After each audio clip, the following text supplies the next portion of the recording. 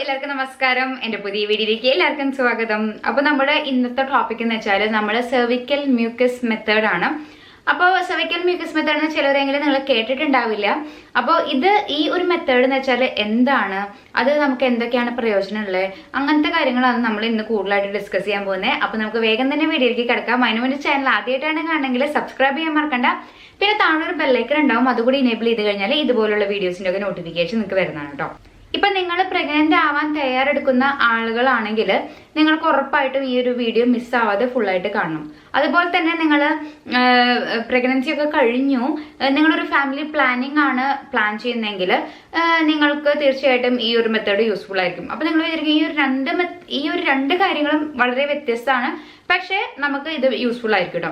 ഇതെന്താണെന്ന് വെച്ചാൽ നമ്മുടെ ഈ ഒരു സെർവിക്കൽ മ്യൂക്കസിന്റെ പാറ്റേൺ അനുസരിച്ച് നമുക്ക് നമ്മുടെ ഓവുലേഷൻ തിരിച്ചറിയാൻ പറ്റും. അപ്പൊ ഓവുലേഷൻ ഇപ്പൊ പ്രഗ്നന്റ് ആവാൻ ആഗ്രഹിക്കുന്നവർക്ക് ആ ഒരു ഓവുലേഷൻ ടൈമിൽ നമുക്ക് ഇന്റർപോസ് ചെയ്ത് കഴിഞ്ഞാൽ നമുക്ക് ഈസി ആയിട്ട് പ്രഗ്നന്റ് ആവും. അതുപോലെ തന്നെ നമ്മൾ ഇപ്പൊ ഫാമിലി പ്ലാനിങ് ആണ് ഉദ്ദേശിക്കുന്നതെങ്കിൽ നിങ്ങൾ ഈ ഒരു സെർവിക്കൽ മ്യൂക്കസ് മെത്തേഡ് യൂസ് ചെയ്തിട്ട് ആ ഒരു വജനൽ പാറ്റേൺ ആ ഒരു മ്യൂക്കസ് പാറ്റേൺ ഒക്കെ നോക്കിയിട്ട് നിങ്ങൾ ആ ഒരു ടൈമിൽ നിങ്ങൾ ഈ ഒരു സെക്സ് അവോയ്ഡ് ചെയ്ത് കഴിഞ്ഞാൽ നിങ്ങൾക്ക് ഈ ഒരു ഫാമിലി പ്ലാനിങ് കൊണ്ടുപോകാൻ സാധിക്കും കേട്ടോ.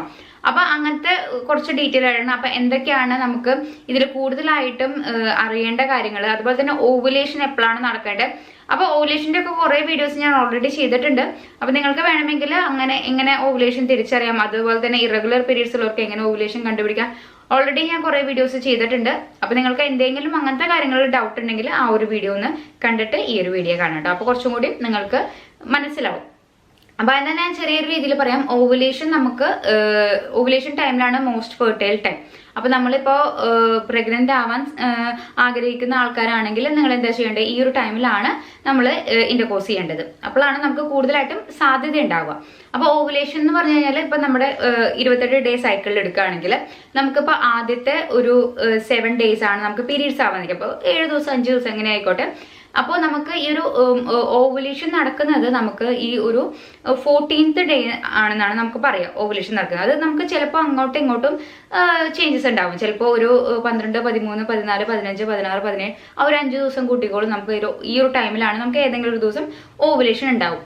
അപ്പൊ ഈ ഒരു ഓവുലേഷൻ ഉണ്ടാവുമ്പോൾ നമ്മുടെ ഈ ഒരു സെർവിക്കൽ മ്യൂക്കസിൽ ചേഞ്ചസ് ഉണ്ടാവും. അപ്പൊ ആ ഒരു സെർവിക്കൽ മ്യൂക്കസ് നമ്മൾ കറക്റ്റ് ആയിട്ട് അനലൈസ് ചെയ്ത് കഴിഞ്ഞാൽ നമുക്ക് നമ്മുടെ ഈ ഒരു ഓവുലേഷൻ കണ്ടുപിടിക്കാൻ പറ്റും. അപ്പൊ സാധാരണയായിട്ട് ചിലർക്ക് ഇപ്പൊ സാധാരണ ഒരു രീതിയിൽ സാധാരണ ഫുൾ റെഗുലർ ആയിട്ട് പീരീഡ്സ് ആവുന്നവർക്ക് ഓവുലേഷൻ കണ്ടുപിടിക്കാൻ അത്ര ഒരു ബുദ്ധിമുട്ടൊന്നുമില്ല. അതുപോലെ തന്നെ ഇപ്പൊ ഇറഗുലർ പീരീഡ്സ് ആവുന്നവർക്കാണ് കുറച്ചും കൂടിയും ഒരു ബുദ്ധിമുട്ടുണ്ടാവുക നമുക്ക് ഈ ഒരു ഓവുലേഷൻ കണ്ടുപിടിക്കാൻ. ഓവുലേഷൻ കണ്ടുപിടിച്ച് കഴിഞ്ഞാൽ നമുക്ക് പിന്നെ ഈസിയാണ്. അപ്പൊ പെട്ടെന്ന് നിങ്ങൾക്ക് ഈ ഒരു ഓവുലേഷൻ കണ്ടുപിടിക്കാൻ കുറച്ച് മെത്തേഡുകൾ ഉണ്ട്. ഇപ്പൊ ബേസൽ ബോഡി ടെമ്പറേച്ചർ ഞാൻ ഓൾറെഡി ചെയ്ത് കഴിഞ്ഞു. ഇനി ഉള്ള മെത്തേഡാണ് സെർവിക്കൽ മ്യൂക്കസ് മെത്തേഡ്. അപ്പൊ ഈ ഒരു രണ്ട് കാര്യങ്ങൾ നമ്മൾ കറക്റ്റ് ആയിട്ട് നമ്മൾ ഒരു 3 മാസം എന്നുള്ള രീതിയിൽ നമ്മൾ അനലൈസ് ചെയ്ത് കഴിഞ്ഞത്. ഇപ്പോൾ നമ്മൾ ആദ്യത്തെ ഒരു മാസം നമുക്കിപ്പോൾ നോക്കുമ്പോൾ നമുക്ക് കറക്റ്റ് ആയിട്ടുള്ള രീതിയിൽ അറിയാൻ സാധിക്കില്ല. അപ്പൊ നമ്മൾ ഒരു 2 മാസമൊക്കെ നമ്മൾ കറക്റ്റ് ആയിട്ടും ആ ഒരു മ്യൂക്കസ് പാറ്റേൺ നമ്മൾ അനലൈസ് ചെയ്ത് കഴിഞ്ഞാൽ നമുക്ക് കറക്റ്റ് ആയിട്ടും എപ്പോഴാണ് നമ്മുടെ ഓവുലേഷൻ നടക്കുക, എപ്പോഴാണ് ഇങ്ങനത്തെ കാര്യങ്ങളൊക്കെ നമുക്ക് കറക്റ്റ് ആയിട്ടും അറിയാൻ സാധിക്കും. അപ്പോൾ ഏകദേശം നിങ്ങൾക്ക് ക്ലിയർ ആയെന്ന് വിചാരിക്കണം. ഇനി നമുക്ക് കൂടുതലായിട്ടും ഈ ഒരു സെർവിക്കൽ മ്യൂക്കസിന്റെ പാറ്റേണുകൾ എങ്ങനെയാണെന്നാണ് നമുക്ക് അറിയേണ്ടത്. ഓവുലേഷൻ നടക്കുമ്പോൾ, ഓവുലേഷൻ നടക്കാതിരിക്കുമ്പോൾ, ആ ഒരു പീരീഡ്സിന്റെ ടൈമിൽ, പീരീഡ്സ് കഴിഞ്ഞിട്ട്, അപ്പൊ ആ ഒരു ടൈമിലത്തെ കാര്യങ്ങളൊക്കെയാണ് നമ്മൾ ഇനി നോക്കാൻ പോകുന്നത്. അപ്പോൾ ഇനി നമ്മൾ നമ്മുടെ സെർവിക്കൽ മ്യൂക്കസ് എങ്ങനെയാണെന്നാണ് നമ്മൾ നോക്കാൻ പോകുന്നത്. അപ്പൊ ഇതിൽ നമ്മൾ എന്തൊക്കെയാണ് പ്രിപ്പറേഷൻ നമ്മൾ നടത്തേണ്ടതെന്നാണ് നമ്മൾ ഇനി നോക്കാൻ പോകുന്നത്. അപ്പൊ ആദ്യമായിട്ട് നമുക്ക് പീരീഡ്സിന്റെ ഡേ നമുക്ക് എന്തായാലും ഈ ഒരു ടൈം അവോയ്ഡ് ചെയ്യാം കേട്ടോ. അപ്പൊ ആദ്യത്തെ ഒരു 7 ഡേയ്സോ അല്ലെങ്കിൽ ഒരു 5 ഡേയ്സോ എന്നൊക്കെ എങ്ങനെയാണ് പീരീഡ്സ് ആവുന്ന ചിലർക്ക് വേരി ചെയ്യും. അപ്പൊ ആ ഒരു ഇത് നമുക്ക് മാറ്റി നിർത്താം. അത് കഴിഞ്ഞിട്ട് ഒരു 2-3 ദിവസം അല്ലെങ്കിൽ 4 ദിവസം എടുക്കാം.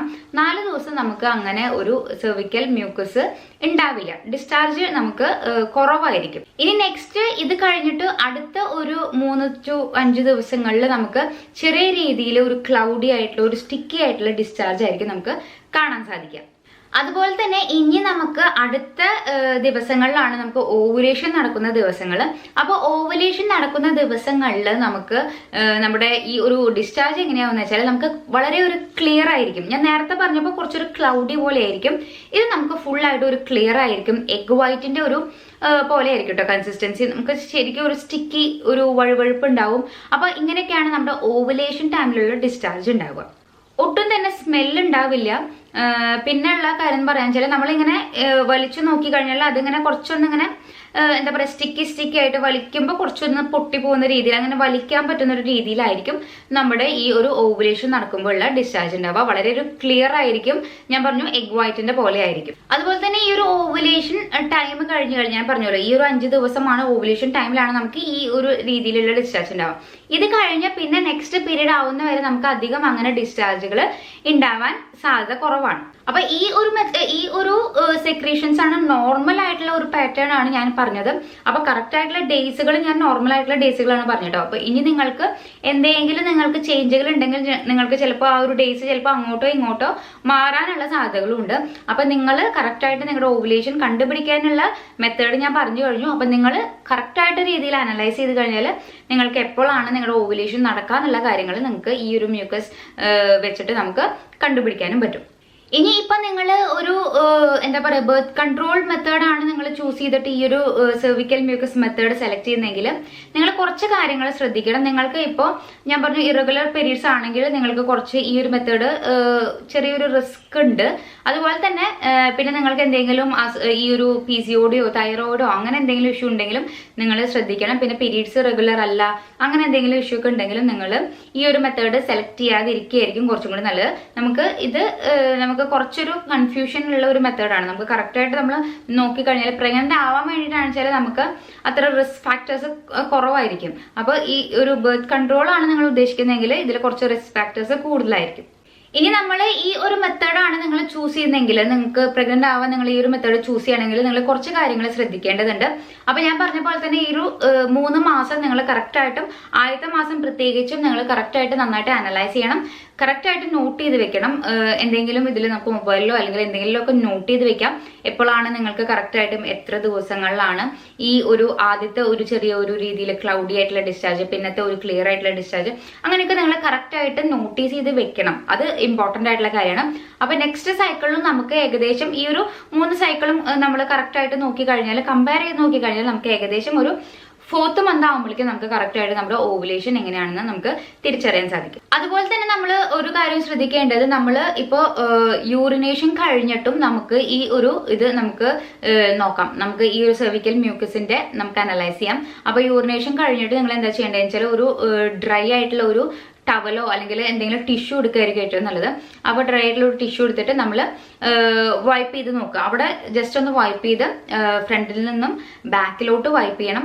നോക്കിയിട്ട് നമുക്ക് ആ ഒരു ഡിസ്ചാർജിന്റെ കളറും കൺസിസ്റ്റൻസിയും ഒക്കെ നമുക്ക് ചെക്ക് ചെയ്യാം. അതുപോലെ തന്നെ ഈ ഒരു ടൈമിൽ നമുക്ക് അവിടെ ഡ്രൈനെസ് ഉണ്ടോ വെറ്റ്നെസ് ഉണ്ടോ ഇതൊക്കെ നമുക്ക് ഈ ഒരു ടൈമിൽ നോട്ട് ചെയ്യാൻ പറ്റും. അപ്പൊ നിങ്ങൾ മുന്നും സെർവിക്കൽ മ്യൂക്കസ് നോക്കുമ്പോൾ എന്തെങ്കിലും ഡ്രൈനെസ് ഉണ്ടോ നോക്കുക, വെറ്റ്നെസ് ഉണ്ടോ നോക്കുക.